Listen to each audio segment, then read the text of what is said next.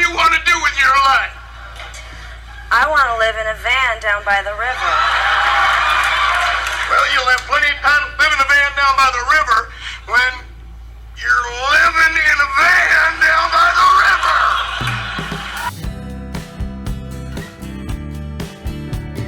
river. So we did this thing.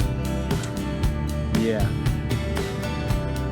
So my name is Stan. And I'm Terry, and we are the Hills. And we are rolling with the hills. Someday.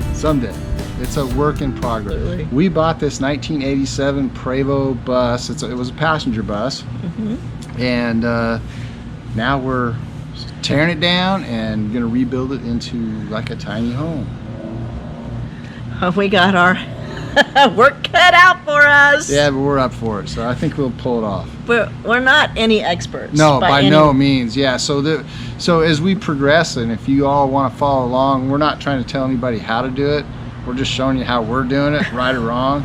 I do have a background in construction, but I've never tackled a project like this before. And I have a background of supervising. Do Yeah, this. she's really do good that. at that. Honey, Yeah. what about that? Yeah, the honeydews. But we do have. I mean, we did do the Winnebago last year.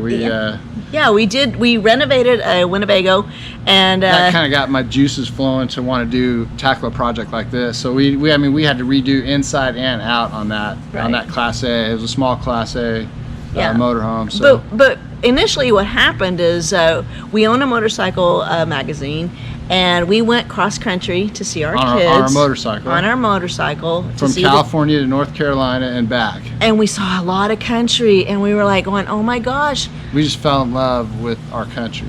It's just a beautiful place. Yeah, we want to see more, and we figured if we had like our home on wheels, then we could do that.